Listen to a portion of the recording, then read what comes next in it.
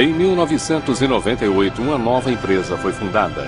Sua missão seria organizar a informação mundial e fazer com que fosse universalmente acessível e útil. Ela estima que precisará de 300 anos para atingir seu objetivo.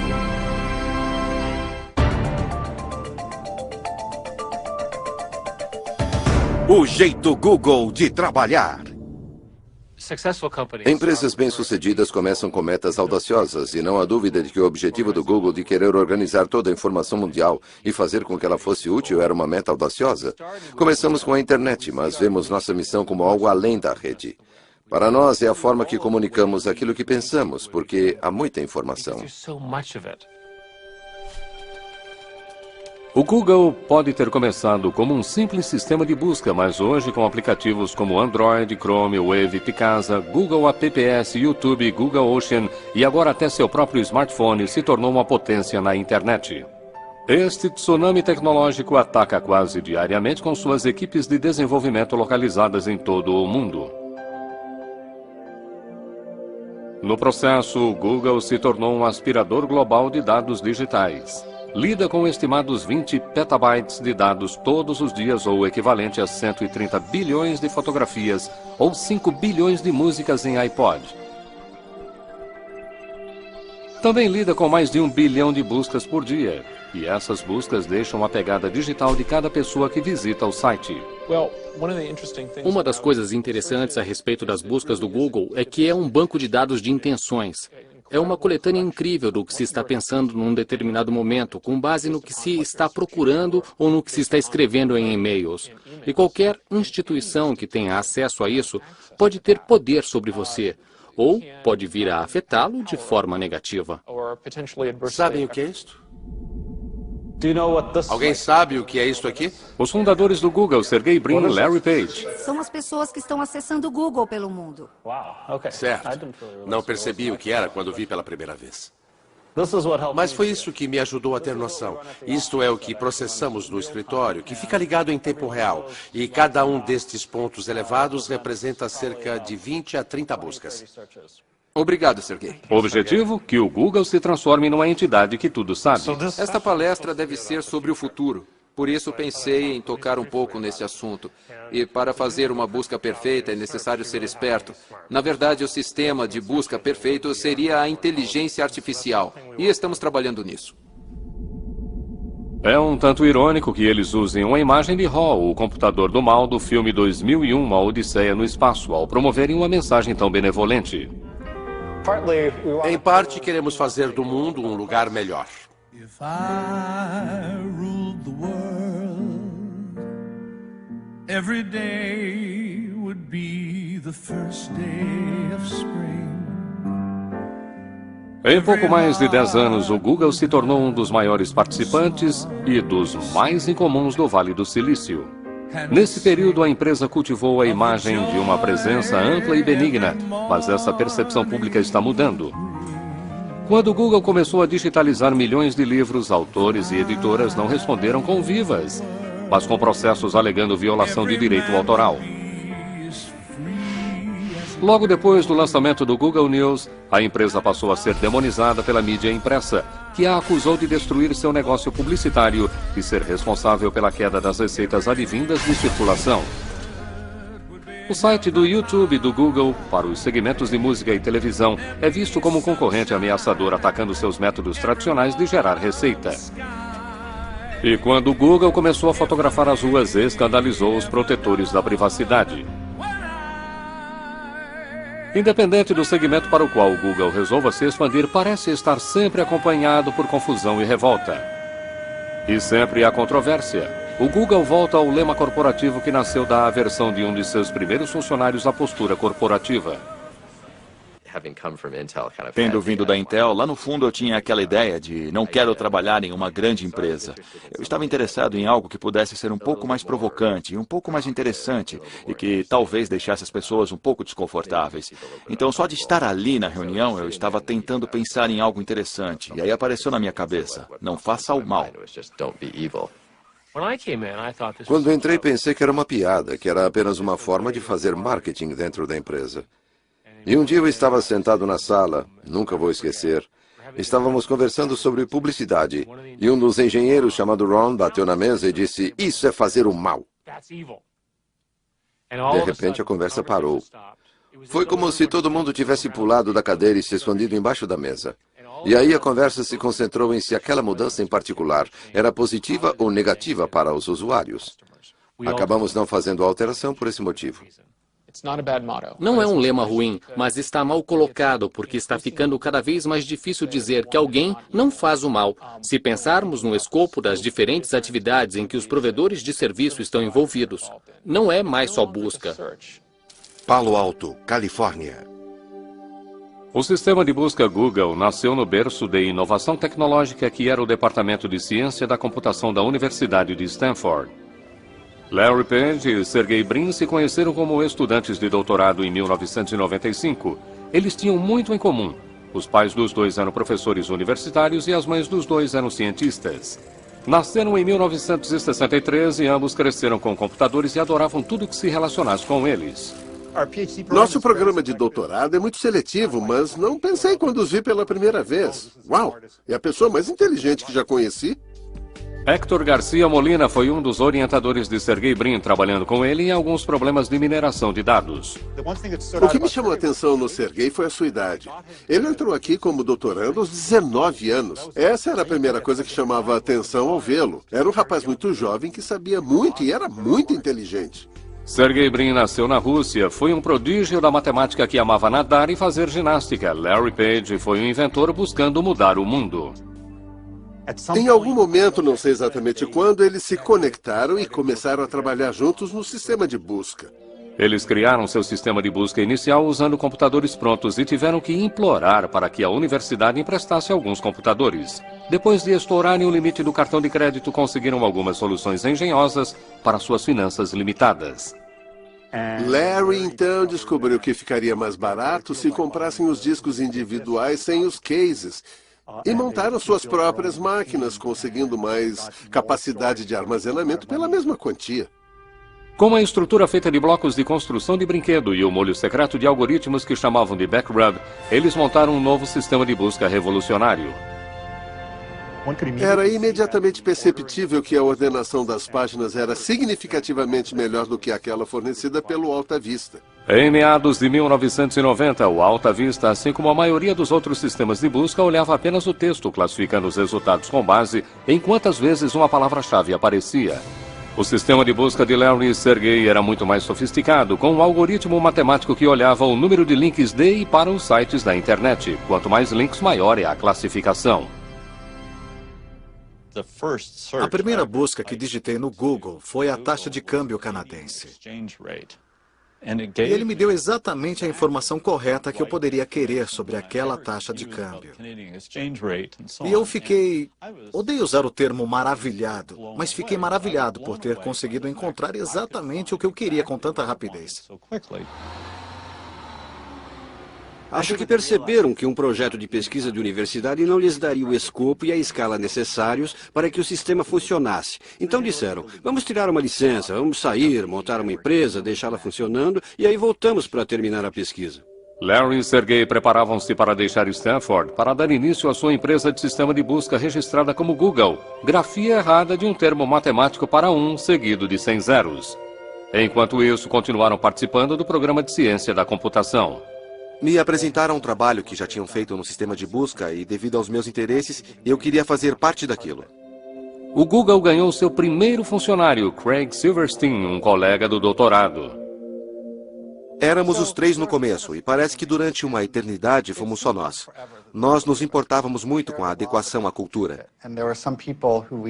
E recusamos a contratação de algumas pessoas que, embora fossem tecnicamente muito qualificadas, não tinham a personalidade certa para trabalhar conosco. Os 3 doutorandos de Stanford abriram a sede da empresa naquele clichê do Vale do Silício, numa garagem. A empresa começou a se expandir. Entrei em janeiro de 1999, alguns meses depois de terem começado. Havia na época mais 4 pessoas na empresa, incluindo Larry e Sergey. E eles alugavam metade de uma casa de alguém que ainda morava lá, e que hoje é um dos vice-presidentes do Google. E todos os computadores estavam trabalhando em escritórios ou quartos. A garagem estava incluída, acredito que tínhamos uma impressora lá, e tínhamos uma mesa de ping-pong, mas a empresa não era toda na garagem. Trabalhamos na garagem, eu fazia questão disso. Talvez fosse um dia por mês ou um dia a cada 2 meses, mas eu fazia questão de que de vez em quando nós entrássemos naquela garagem e trabalhássemos um pouco ali. Eu queria poder dizer aos outros, num momento como este, que começamos numa garagem, para fins de registro. Começamos numa garagem, só que foi numa garagem que tinha aposentos e uma casa. Quando o Google ficou grande demais, mudou sua sede corporativa para um escritório normal no centro de Palo Alto. Estávamos em Palo Alto naquela época, que era a cidade dos restaurantes, e minha meta era irmos a um restaurante diferente todas as noites. Jantávamos e almoçávamos fora o tempo todo. A empresa estava se expandindo rapidamente e logo eles se mudaram de novo, mas com menos restaurantes perto do novo endereço, Larry e Sergey decidiram que seria mais eficiente e barato se tivessem uma cozinha própria e com seu próprio chefe. O escolhido tinha no currículo um período cozinhando para a banda Grateful Dead. Eles me ofereceram ações no começo e relutei bastante. Conversei com meu pai perguntando: pai, esses caras querem que eu dê dinheiro a eles por essas ações, numa empresa que ainda não é pública. E ele respondeu: é um golpe, não acredite neles, não entregue nem um centavo. Ao contrário de outros sistemas de busca, a página inicial do Google era limpa e eficiente, sem aqueles banners e pop-ups irritantes. Larry Page e Sergey Brin viram seu sistema de busca Google ficar cada vez mais popular, mas o sistema ainda não estava se traduzindo em dinheiro de verdade, e eles não tinham um plano de negócios para fazer a empresa dar lucro. Nossos fundadores decidiram que não aceitaríamos publicidade pelo tempo que fosse possível. Porém, acho que a ideia brilhante veio quando dissemos: olha, por que não mostramos anúncios que são baseados em texto e que não têm aquelas imagens em movimento ou distrações? Com base na busca, o Google forneceria anúncios simples para que as pessoas clicassem neles. Então, em outubro de 2000, o Google embarcou em um novo negócio: publicidade online. Quase imediatamente o dinheiro de publicidade começou a entrar e os investidores de capital pressionaram Larry e Sergey. Eles queriam um presidente experiente para administrar a empresa. Larry e Sergey escolheram um experiente veterano do mundo tecnológico, Eric Schmidt. Eric administrou com sucesso a desenvolvedora de software Novell e também havia trabalhado na Sun Microsystems. Mas talvez o que fosse mais importante para os fundadores era que Eric compartilhava com eles uma base como engenheiro de ciência da computação unido a um forte impulso empresarial. O Google adotou a posição de que a criatividade vem de empresários individuais envolvidos na empresa, que geralmente têm uma ideia, mas não têm tempo de trabalhar nela. Então inventamos um conceito chamado de 20%, e todos os técnicos da empresa devem, estimulados por nós, dedicar 20% do seu horário de trabalho em coisas que eles acham interessantes e não em coisas que nós achamos interessantes. O funcionário número 23, Paul Buchheit, foi o criador do lema Não Faça o Mal. Também foi um engenheiro que em apenas um dia criou o Gmail, um programa de e-mail usado internamente pelos Googlers. Houve muita objeção a sequer dar andamento ao Gmail para começo de conversa. Mas um dos pontos principais foi que não era possível ganhar dinheiro com e-mail. Então essa ideia ficou flutuando e pensamos em fazer publicidade dirigida. Por exemplo, você recebe uma mensagem sobre uma viagem de esqui e receberá um anúncio de equipamento de esqui ou luvas ou algo assim. Ele decidiu tentar escrever um código para ver se era possível para os computadores do Google varrer as mensagens do Gmail e apresentar um anúncio adequado. Quando cheguei no dia seguinte, o pessoal estava muito inquieto e não de uma forma totalmente positiva. Teve gente que achou que era uma péssima ideia. Pelo que me lembro das reuniões que ocorreram durante um ano, foi um debate constante sobre quais os tipos de recursos, se a publicidade funcionaria e assim por diante. E acabamos decidindo tentar. De fato, lançamos o Gmail em 1º de abril e ele foi visto em grande parte como uma piada. A inclusão de anúncios direcionados no Gmail em 2004 provou não ser piada ao aumentar os crescentes resultados do Google. Ele havia se transformado numa máquina de ganhar dinheiro com publicidade. E por falar em publicidade, a oferta inicial das ações do Google recebeu mais publicidade do que qualquer outra oferta na história. Quando o Google estava se preparando para abrir o capital, precisou revelar um segredo muito bem guardado: suas receitas e lucros incrivelmente altos. Isso pegou os observadores de investimentos de surpresa, fazendo com que a ação do Google se tornasse muito atraente. E então, em 19 de agosto de 2004, o primeiro dia de negociação das ações do Google, nasceram centenas de milionários. Aqueles investidores iniciais e os primeiros funcionários do Google tiraram a sorte grande. Pessoas que entram em uma empresa, a abertura de capital é um ótimo negócio. Qualquer estratégia de saída, suas ações são compradas por outra pessoa. E se o capital for aberto, é um ótimo negócio. Faz com que repense sua vida. Estou bem, estou confortável. A maioria me considera rico. Eu me considero rico. Larry e Sergey agora estavam mais do que ricos. Precisaram de apenas 6 anos para virarem bilionários. Sua empresa Google virou um dos principais sistemas de busca do mundo. Até entrou em dicionários como verbo. O Google, como ferramenta tecnológica, se tornou parte da cultura pop. E a percepção que os jovens têm do Google é um cruzamento entre um dormitório de faculdade e o paraíso dos geeks. Ou seja, o Google recebe mais de 1 milhão de currículos por ano. Cheguei ao Google e pela primeira vez eu realmente sinto que todo mundo sabe o que está fazendo. E que sabem mais do que eu.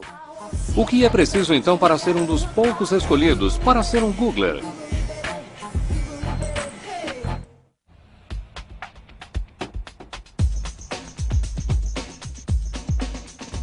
O Google PAX, como é conhecido pelos Googlers que o habitam, é montado de forma a fazer com que se sinta o melhor e mais brilhante. E que merece aquelas refeições incluídas, o serviço de massagista subsidiado, a lavanderia gratuita, assim como o barbeiro sobre rodas.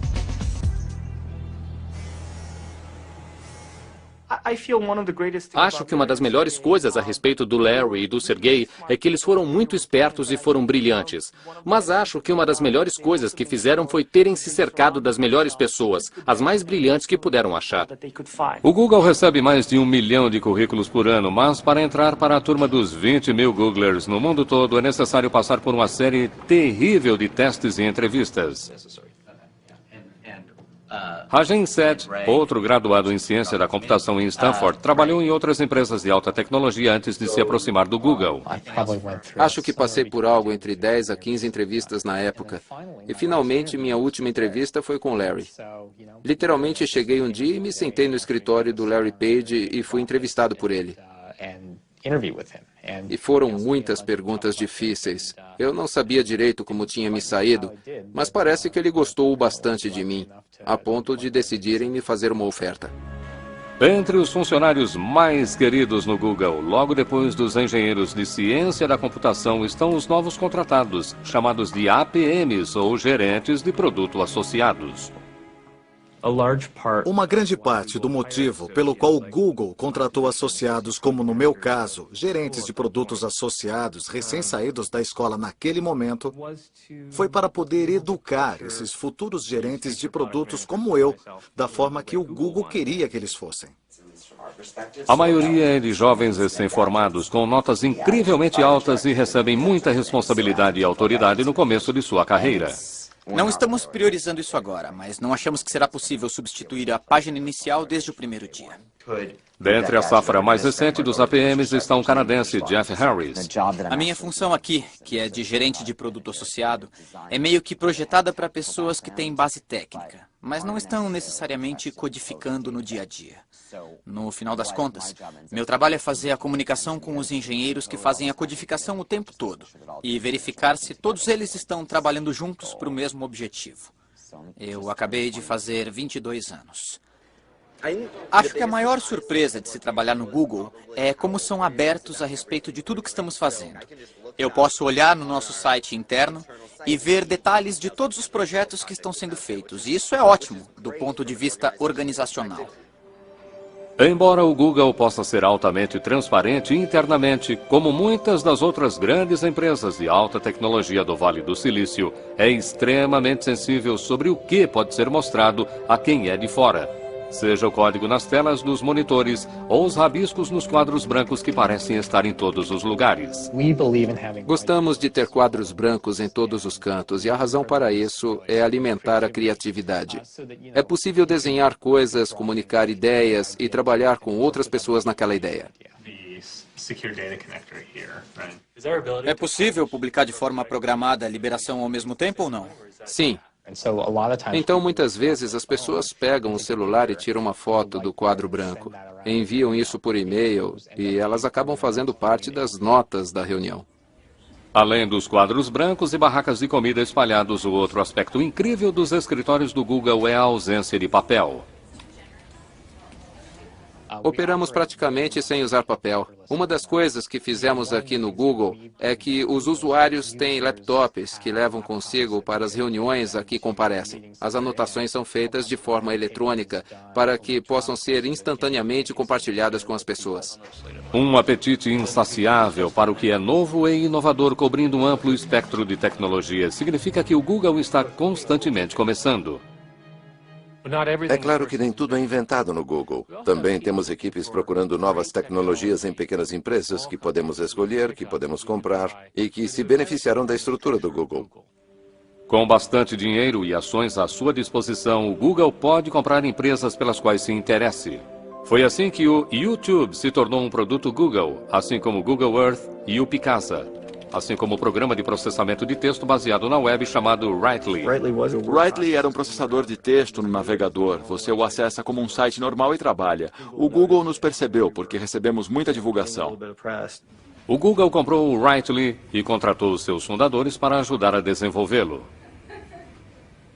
Minha experiência foi como uma criança que está fazendo pequenos barcos de papel em um riachinho qualquer. E estava ótimo e divertido. Aí um ricaço passa por ali e diz: rapaz, está ótimo, pega esse monte de placas grossas e um exército de soldadores e quero que construam uma esquadra de navios de batalha.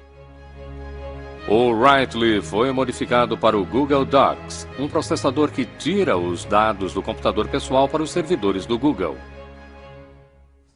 É meio estranho e esquisito. Sou definitivamente um cara de barba grisalha. Tenho 42 anos, não que seja tão velho, mas aqui estou na parte superior da faixa etária. Há muitos engenheiros jovens aqui. Não me incomoda. Acho que é interessante. Acho que todo mundo chega a este ponto na carreira em que as coisas começam a parecer óbvias. Não me incomodo com a cultura técnica aqui. Isso não me intimida. Sou um codificador muito produtivo, feroz, bem dedicado, mesmo quando escrevo códigos, e eles morrem de medo de mim, então eles não me incomodam. Eu não estava aqui quando fundaram tudo, mas entendo que a concepção básica da cultura é que queriam fazer e enxergar tudo do ponto de vista de um engenheiro. Desse ponto de vista, a eficiência pode muito bem ser o objetivo principal do engenheiro. Precisamos de mais triagem. Você abre um documento de texto no Gmail e dá erro. A maioria das equipes faz isso toda manhã. Tem uma reunião em pé, é muito curta, dura uns 10 minutos. Cada um fala no máximo 1 minuto. O lápis é a concha do Senhor das Moscas, lembra disso? Quem está com o lápis está com a palavra. É por isso que foi uma reunião muito eficaz e levou apenas 5 minutos para contarmos para a equipe tudo o que está acontecendo. Outra reunião em que os membros da equipe do Google Docs precisam discutir problemas ocorre durante a caminhada Writely semanal. Acho que é interessante tentar fazer coisas importantes para mudar o mundo. Acho que é por isso que gosto de estar no Google. Queremos mudar o mundo, queremos fazer coisas grandiosas. Qual o problema com o algoritmo que temos? O cara ficou editando por 8 horas. O começo e o final foram cortados. Não, tudo bem. Temos que lidar com dezenas de milhões de usuários, grandes centros de dados e grandes máquinas e grande engenharia. E é muito legal. Para geeks de computador, a diversão começou mesmo em 1976, em uma garagem do Vale do Silício, quando 2 desistentes da faculdade começaram uma empresa chamada Apple e lançaram uma revolução, a revolução dos computadores pessoais. O poder do computador pessoal cobriu milhões de lares e escritórios em todo o mundo e mudou tudo. Mas agora, após mais de 1/4 de século se insinuando em nossas vidas, o computador perdeu quase todo o seu brilho mágico. O Google está de olho na criação de outra revolução ao eliminar a necessidade de computadores pessoais. Ele quer colocar o máximo de dados que for possível em seus próprios servidores. Uma das coisas que acho subestimada é que desde o começo, já em Stanford, eles eram ótimos em minimizar o custo de montar sistemas computacionais. E continuaram com essa capacidade de gerar imenso poder computacional a custos relativamente baixos. Desde seu começo, o Google definiu como prioridade produzir o mais barato possível todos os seus servidores em instalações de armazenamento para lidar com sua vasta busca e registro da internet. E conforme a internet cresceu, o mesmo ocorreu com a necessidade de capacidade computacional. O Google constrói grandes centros de dados. Usamos componentes de computadores pessoais e construímos muitos sistemas especializados agora para lidar com o tipo de escala que é necessária. A escala está no coração do Google. Não apenas o Google tem acesso a poder computacional quase infinito, mas o que talvez valha mais é o fato de ter acumulado uma coleção incrível de dados. Dados que podem ser usados para teste numa escala nunca antes vista pela maioria dos novos engenheiros computacionais. Meu colega e eu estávamos jogando algumas ideias e falávamos de algo que depois acabou sendo algo próximo ao Google, bookmarks. E fizemos alguns cálculos e falamos que seria, sei lá, 4 petabytes de dados. Não é tanto assim. E aquela sentença, 4 petabytes de dados, não é tanto assim. É algo que, antes de eu ter ido para o Google, teria sido um choque ouvir essas palavras saindo da minha boca. Aqueles chocantes 4 petabytes são equivalentes a 4 milhões de gigabytes, números tão gigantes que é quase impossível para a compreensão de simples mortais. Conforme a memória aumenta de capacidade e reduz no preço, o Google está passando para algo chamado de computação em nuvem. A ideia toda por trás da computação em nuvem é ir adiante e colocar tudo em um servidor administrado por profissionais. O problema hoje é que todas as suas coisas estão em seu computador. Se ele cair, quebrar, se apagar, é um desastre. Por que não colocar então tudo que é importante em outro lugar, manter em segurança sob seu controle, que esteja disponível sempre que precisar em todos os dispositivos e onde quer que você esteja? A mudança para a nuvem está fazendo uma revolução na forma como nos comunicamos, como trabalhamos, como nos divertimos, na verdade, como vivemos.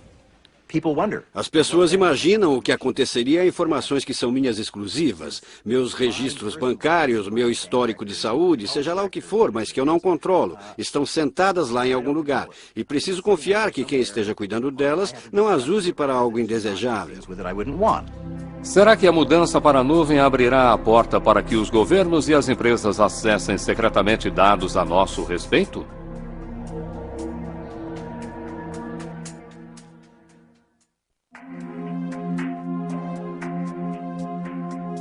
Se os dados digitais de todos forem passados para as nuvens computacionais, onde é que essas nuvens ficarão? Uma delas tocou o sopé das montanhas Blue Ridge, na Carolina do Norte. Este já foi o centro da produção moveleira americana. Aí, na década de 1980, o trabalho barato do exterior acabou com os empregos, deixando para trás uma economia devastada e uma quantidade incrível de eletricidade ociosa. Acontece que os centros de dados computacionais são consumidores vorazes de eletricidade para alimentar os servidores e resfriar vastas quantidades de água usada para refrigeração. A cidade de Lenoir tinha bastante de ambos, e aí, no final de 2005, o Google chegou, mas veio coberto por sigilo. Do ponto de vista do Google, pelo menos como eu entendo, foi que aquela corrida para construir esses centros de dados é tão intensa e a informação, pelo menos da forma como eles veem, é tão exclusiva que eles não queriam que nenhum de seus concorrentes soubesse o que estavam fazendo. T.J. Hoare é advogado e vereador do município de Lenoir e esteve envolvido nas negociações a portas fechadas com o Google. Eles nos deram informações que não podíamos revelar para mais ninguém. O Google definitivamente tinha uma atitude do tipo, olha, ou é do nosso jeito ou tchau. O que oferecemos é isso aqui, é pegar ou largar. O governo local e estadual, desesperados, estavam mais do que prontos para chegar a um acordo que trouxesse o Google para esta área devastada. Ofereceram a ele um benefício fiscal de 30 anos sobre propriedade e equipamentos. Estima-se o benefício em $160 milhões por um período de 30 anos. Destes armazéns digitais, cujo custo se estima em $600 milhões cada, sai um fluxo contínuo de dados. Aqui estão os e-mails, as fotografias, as músicas, os vídeos, os mapas e as buscas que fizeram do Google uma potência de coleta de dados. O Google não divulga quantos centros de dados possui em todo o mundo, mas os rumores são de que há 3 dúzias deles no mundo todo. Todos conectados digitalmente e todos firmemente plantados no solo.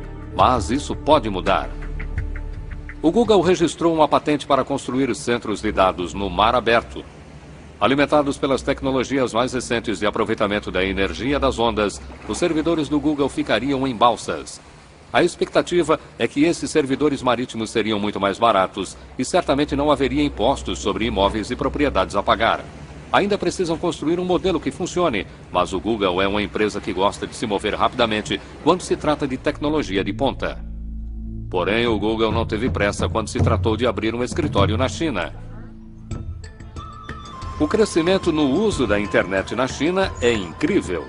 Até 2009, seus usuários de internet ultrapassaram toda a população dos Estados Unidos.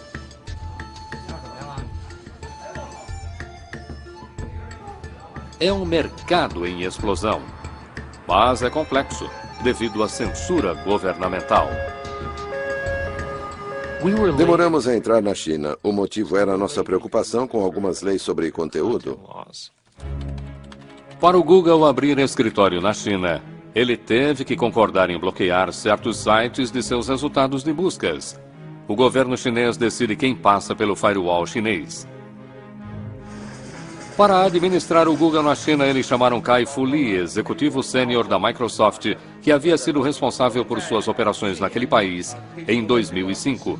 Kai-Fu Lee se viu no papel de um Nuggler, como os novos Googlers são chamados. Quando entrei no Google, usei a palavra choque para descrever o que eu senti. Acho que foi uma combinação de coisas, uma combinação dos valores. A empresa era jovem e feliz.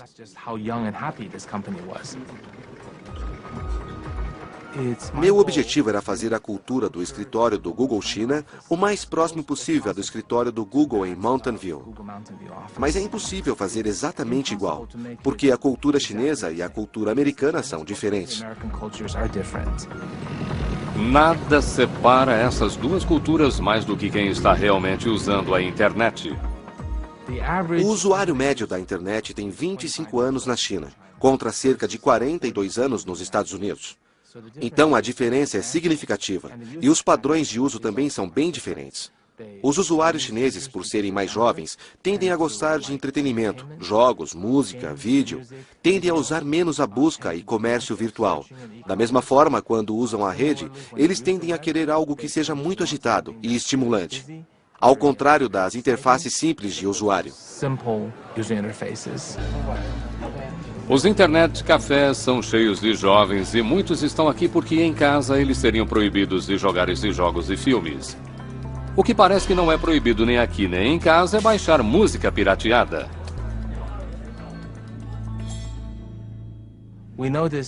Percebemos que a maioria dos usuários chineses na internet baixam música pirateada ou sem licença por meio de outros sistemas de busca, e que isso se tornou um hábito.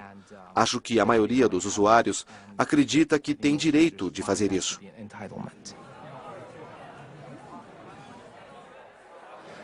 Nossos esforços, então, para tentar implementar talvez um serviço pago, ou pago por download, ou até mesmo um serviço de assinatura, acabaram com uma conclusão muito clara. Nunca daria certo. Um engenheiro do Google e um gerente de produto usaram seus 20% para gerar o Google Music, um programa gratuito para baixar músicas que tem o apoio das principais gravadoras. Esperamos encontrar a fórmula que seja não somente bem-sucedida, popular, mas também lucrativa para as gravadoras, nossos sócios e para nós. Embora o governo chinês pareça tolerar a pirataria de música, parece ter menos paciência com o Google e recentemente o acusou de divulgar pornografia. O Google é registrado na China, por isso precisamos seguir as leis chinesas. Qualquer lei.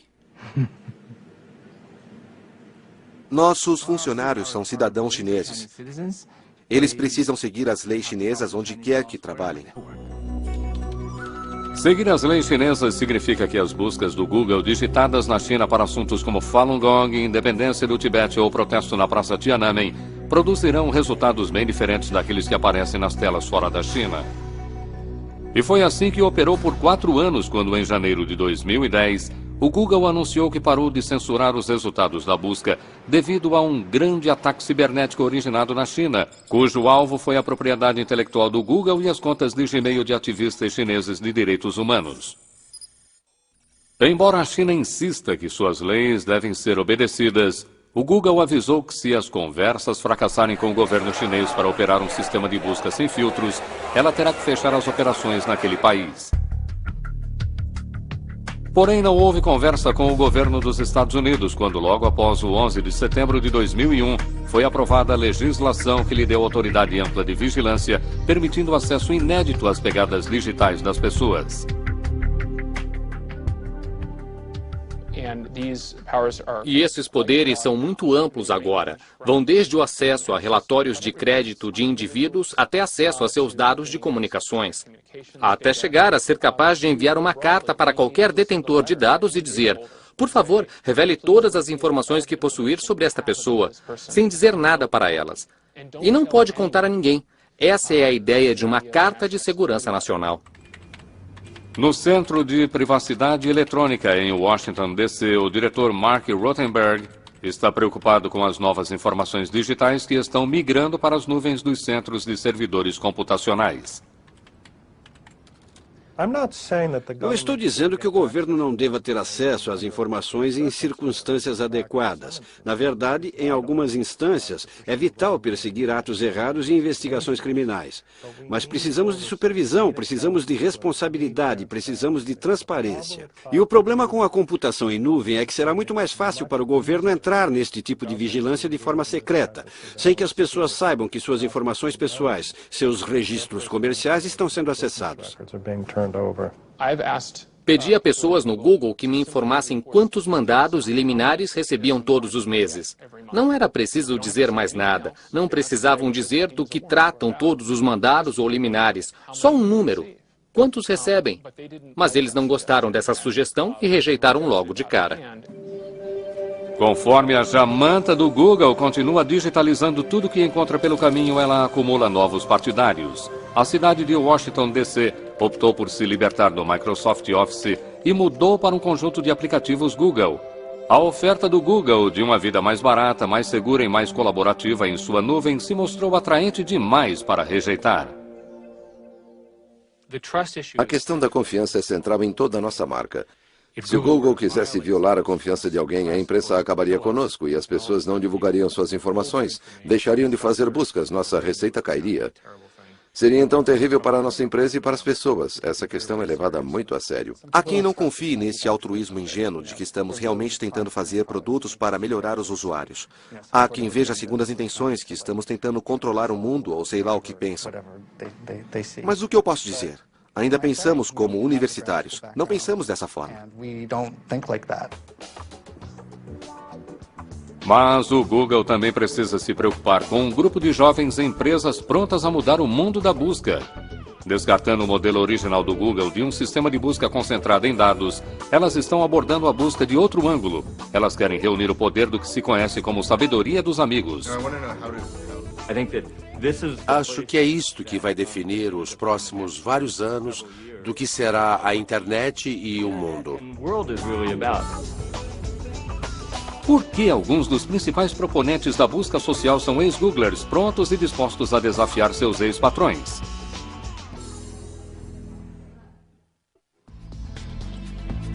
Com quase 20 mil funcionários em todo o mundo, o Google está começando a ver alguns de seus primeiros funcionários saindo para dar o que pensam ser o próximo grande passo.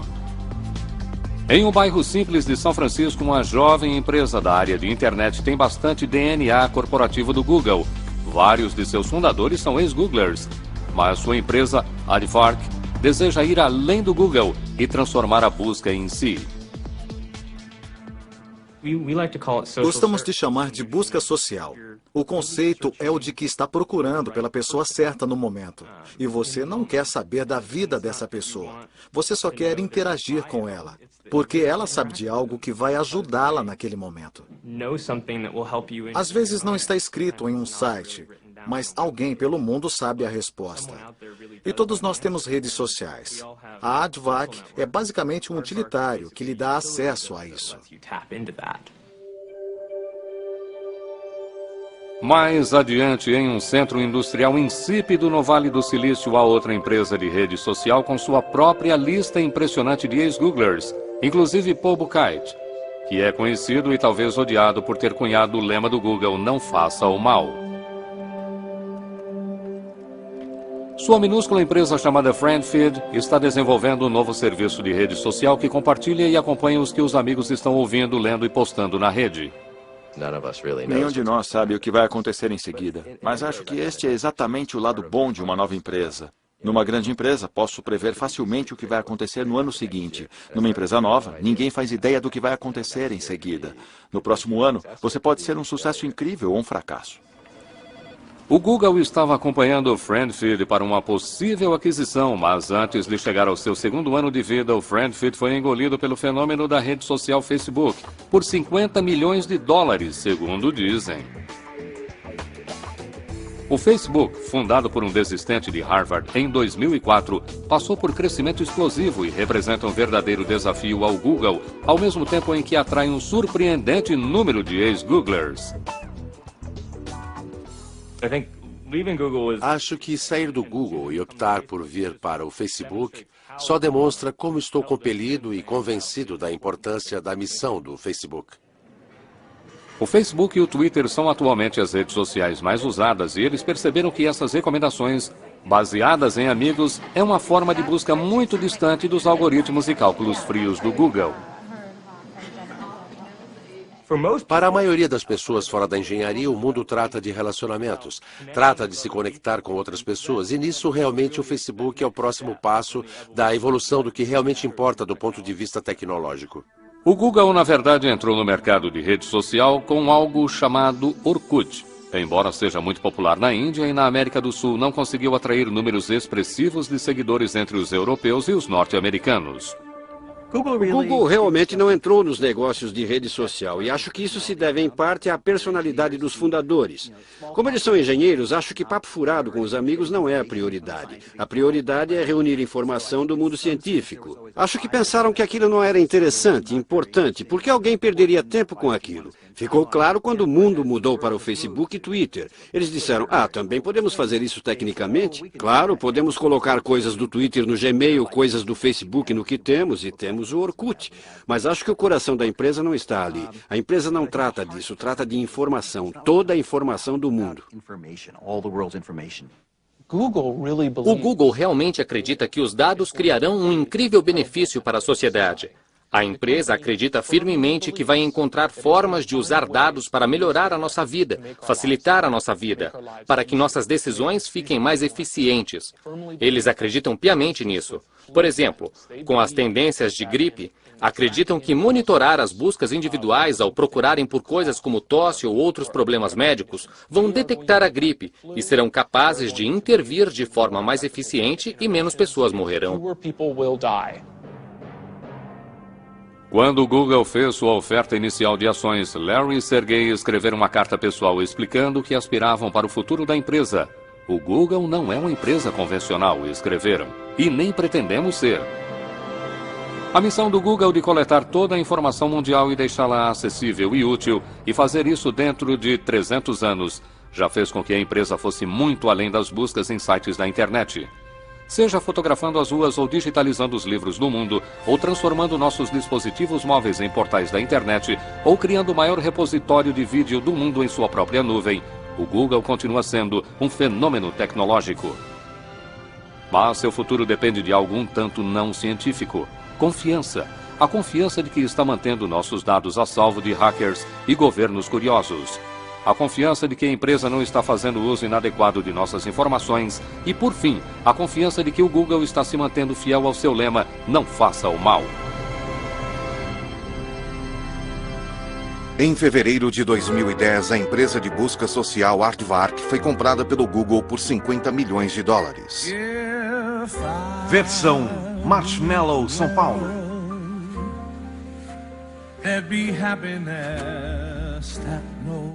Próxima quarta em Tabu América Latina, drogas ancestrais.